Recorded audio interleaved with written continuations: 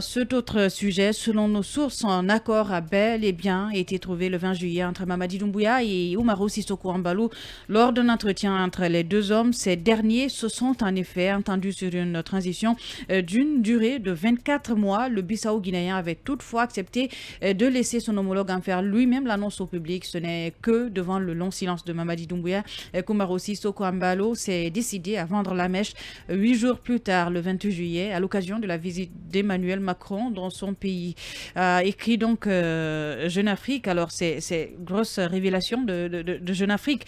On l'a vu quelques jours après donc, le départ de Umaru Sissoko Embaló, président en exercice de la CEDEAO. On avait appris qu'il y avait eu une discussion, il s'était entendu sur 24 mois de durée de transition. Et quelques minutes plus tard, on a vu le ministre de l'administration du territoire notamment qui a démenti cela, qui avait dit qu'il n'y avait eu nullement discussion sur les 24 mois. Finalement, qui croire? Ben écoutez, il faut croire en Embaló maintenant, parce que jusque-là, c'était la parole de Embaló contre celle de la junte guinéenne. Maintenant, il y a une troisième voix qui... Jeune Afrique. Ben oui, Jeune Afrique. Jeune Afrique, madame, oui. Vous y croyez à 100%? Ben oui, parce que moi, je considère que, en tant que journaliste, ce que je fais comme travail, je m'interdis de mentir. Et c'est comme ça que je considère tous les journalistes. Et encore une fois, dans la situation actuelle, je me dis que toutes les circonstances plaident plutôt en faveur de Jeune Afrique et donc de Embaló. Eu égard aux conditions dans lesquelles ces missions de la CEDEAO se sont passées à Conakry. Il vous souviendra que pour la première fois dans l'histoire de la Guinée, qui n'est pas à sa première transition, une mission de la CEDEAO est venue à Conakry. Elle n'a pas pu faire un compte-rendu, même à travers un communiqué de presse, de ce qui s'est passé ici.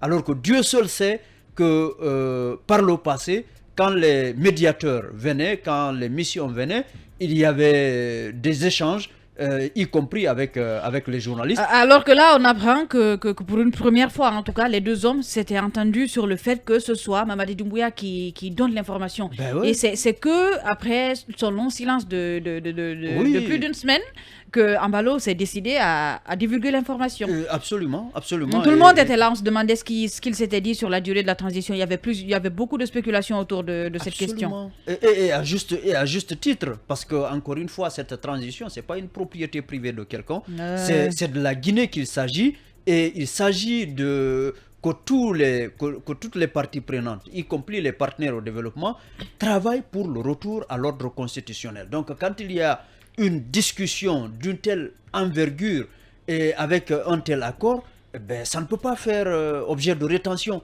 Il faut nécessairement que cela soit porté à la connaissance de l'opinion.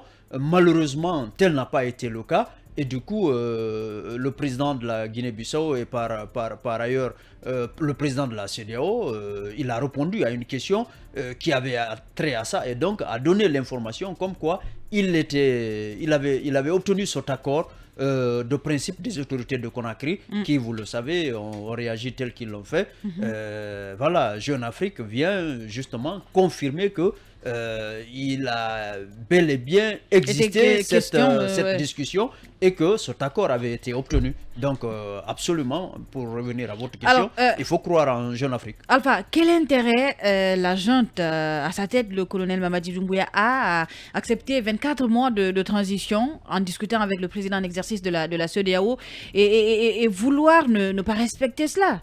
Oui, parce que là, ça a tout l'air. Depuis que la délégation est partie, on ne voit absolument rien. On se demande bien quelle est la volonté de la junte, qu'est-ce qu'elle veut réellement. Et parce que, comme l'a dit Thierno Souleymane, cette transition, elle se gère, c'est pour tout le monde. Et il s'agit de la Guinée. Donc, quand on parle de la Guinée, naturellement, que chacun doit jouer un rôle objectif, un rôle qui honnête. Mais là, quand on prend une décision, on se dit que voilà, c'est le colonel Doumbouya qui doit annoncer.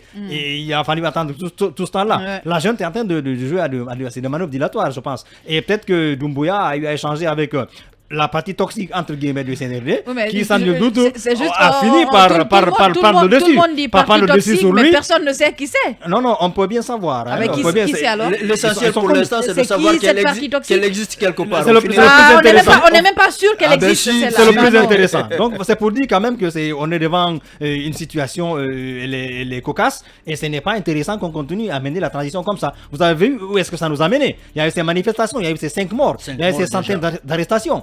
Donc, c'est pour dire qu'aujourd'hui, la transition, encore, on se demande où est-ce qu'on va. Parce qu'il n'y a pas de dialogue, le dialogue est rompu, les leaders de FNDC, ils sont détenus, les acteurs politiques sont détenus. Donc, d'autres sont menacés. D'autres sont menacés, il y a une chasse à l'homme qui est ouverte. J'avoue que ce n'est pas bien. Merci à tous les deux. Restez avec nous. On revient pour continuer cette émission après les informations.